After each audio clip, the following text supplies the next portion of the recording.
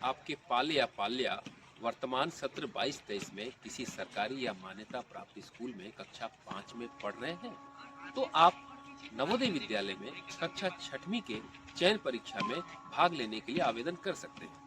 क्या आपको पता है इसकी अंतिम तिथि 31 जनवरी 2023 है। बिना देर किए हुए 31 जनवरी 2023 तक आप आवेदन कर लें और आप इस बात का ध्यान इस बार जरूर रखें कि आप जिस जिले के निवासी हैं, जैसे जवाहर नवोदय विद्यालय अररिया के लिए यदि आप आवेदन करना चाहते हैं, अपने बच्चों का दाखिला कक्षा 6 में कराना चाहते हैं, तो आप इस बात का ध्यान रखें कि आप इसी जिले के मूल निवासी हो, न कि किसी दूसरे जिले का। और साथ ही यह भी ध्यान रखें कि आपका बच्चा क्लास 5वीं में वर्तमान सत्र में सरकारी अथवा मान्यता प्राप्त विद्यालय में किसी जिले में किसी विद्यालय में पढ़ रहा हो। आपकी थोड़ी सी गलती से आपको बड़ी परेशानी हो सकती है। इस बार इस बात का विशेष ध्यान रखें।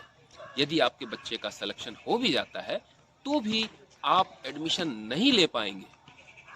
कारण क्या हो सकता है, आप इस बात को सुने ध्यानपूर्वक और इस बात की जानकारी दे रहे हैं कटिहार संभाग के सहायक आयुक्त श्री श्रीकांत पांडे जी। तो सुनिए और जानिए। अभी समिति ने भी कर दिया है, नो अदर डिस्ट्रिक्ट, मैं थोड़ा इंटरमिंगल कर रहा हूं, नो अदर डिस्ट्रिक्ट, जिस जिले का है उसी जिले के बच्चे उस जिले में पार्टिसिपेट करेंगे। आप रह रहे हैं कहां पे, बेगूसराय में, अप्लाई यहां करेंगे, अररिया में क्यों? महाराष्ट्र हाई कोर्ट, आपको इसलिए बता रहा हूं कि आपको पता होना चाहिए क्योंकि आप एम्बेसडर हैं नवोदय के, आप एम्बेसडर हैं नवोदय के पॉलिसी को फैलाने वाले, आपको पता होना चाहिए। आपके अगल बगल जो बच्चे अप्लाई कर रहे हैं 5वीं में हैं, उनको ये बता दो कि केवल यही करना, दूसरे जिले मत करना, होगा नहीं, सब कैंसिल हो गया। इस बार रीजनल ऑफिस में कम से 150-200 लोग जाकर के एप्लीकेशन लेके दूसरे जिले के हैं, इट वॉज रिजेक्टेड।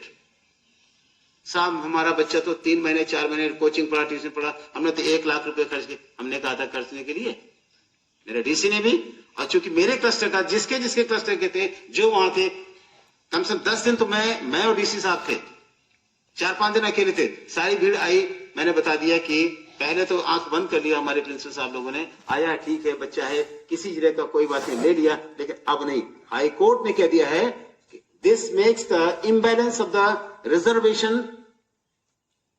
का जो कोटा होता है इम्बैलेंस किया। दूसरे जिले का बच्चा आकर के एक अलग जिले में क्यों जाएगा, इससे वो चीज कैंसिल हो गई है। इससे आप सभी बच्चों को बताएंगे जो भरने वाले हैं, आपके गांव के हैं, टेल देम आप अररिया में रह रहे हैं तो अररिया में ही भरेंगे, अगर आप पढ़ा रहे हैं सुपौल में पढ़ा रहे हैं तो सुपौल में नहीं अररिया में भरेंगे और वहां पढ़ाइए। सबके हो जाएंगे उस समय सभी के नाम, मैं नाना क्या पढ़ रहा था, मैं मामी क्या पढ़ रहा था, नथिंग डूइंग। आपका मूल निवास कहां है, आप उसी जिले में आपका विद्यालय भी होना चाहिए। ऐसा नहीं कि पूरे जिले में है ही नहीं। फिर लोग कहते हैं मेरे बच्चे का कैरियर बर्बाद हो गया, हु डिड इट? बच्चे के पिता ने बर्बाद किया।